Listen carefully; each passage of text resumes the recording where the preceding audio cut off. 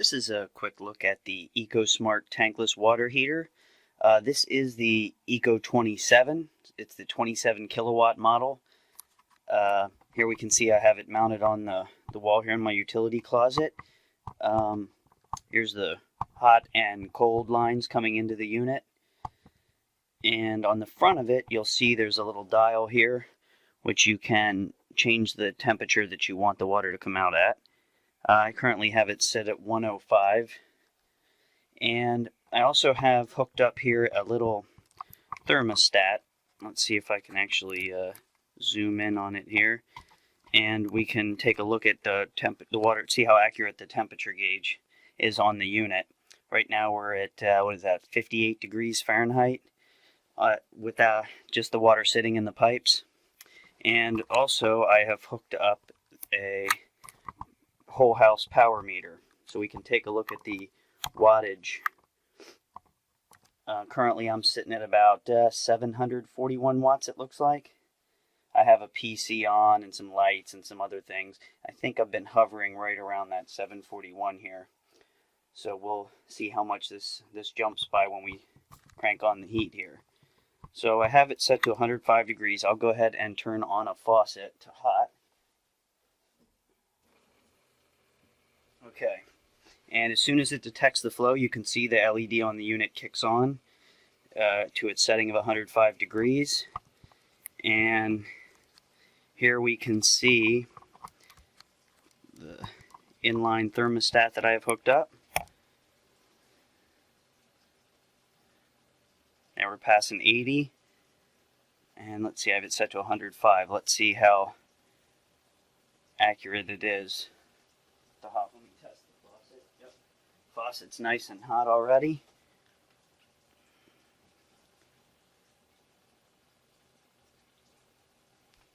And we are, what is that, 102? The camera won't show the angle exactly right. It's dead on, 105 degrees it looks like, almost exactly, when you're looking at the gauge straight on. And let's see what kind of juice we're pulling down right now. What are we at? 14.7 kilowatts. And let's see if it stabilizes at about that with just one faucet. You know, let me kick a little more light down that way. Looks like we're holding steady at 14.8 kilowatts. That's with one sink faucet running on full blast, all hot. And it looks like we're holding steady at about 14.8 kilowatts. And the temperature is a little hotter than it should be. That could be by design, I'm not sure. But it looks like we're at 110 degrees according to this analog gauge. Actually, it's more like 112. So it is running a little hotter than what the temperature on the unit actually is set at. But as you can see, I'm still set at 105 degrees. And we are holding steady at 14 kilowatts. So it's not using the full 27 kilowatts. One of the advantages of this unit was supposed to be the self-modulation, where it only uses the proper amount of power based on demand. Let me shut the sink off and we'll see. And there we can see we are down to 737 watts once the unit has completely shut off. And the temperature in the pipe's holding steady at 110. So I haven't had it long enough. I mean, this is literally, I've only used it a couple times here, really. I've just got the thing all set up. You can see I have I use the SharkBite hot water heater connectors. They're really easy to use. And you can also see here's where this thing does take, and at least this particular model, does take 3 40 amp 220 volt breakers with 8 gauge cable. So I stopped over at Home Depot, picked up some 8 gauge cable, and mounted it here on the wall. Runs right up into the bottom of the breaker box.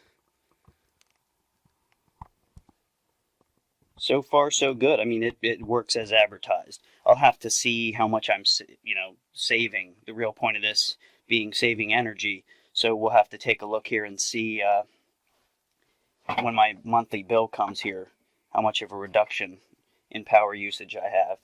I went with the largest model that they offered.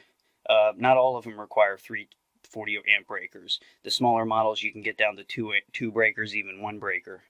But I didn't want to underbuy. I wanted enough where I could have a couple things going at once. So far, never run out of hot water. So I'm very happy with the product. I'll try to update the comments once I figure out if the energy savings is really paying off. Here's a look at the unit without the cover on it, which you can find plenty of pictures online, but I figured I'd just show it with the cover off. There you can see the wires coming in from the breaker box, the three lines, each running, and there's also a ground line as well. But it was pretty, as long as you follow the directions in the manual. It's not super hard to hook it up, but anytime you're working with this much electricity, it's best to pay a professional to do it. If all you need to, the plumbing's really the easier part. The more dangerous, better be careful, comes into play with when working with that much electricity. If you're even unsure, I would just pay someone to come out and wire it up.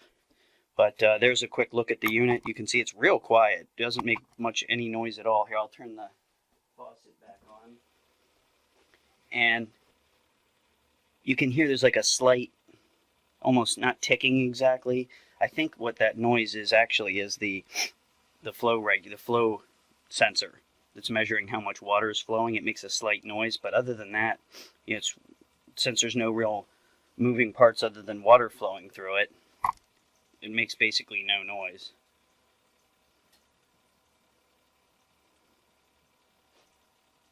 But this was just a quick look at the EcoSmart tankless water heater. This was the 27 kilowatt model.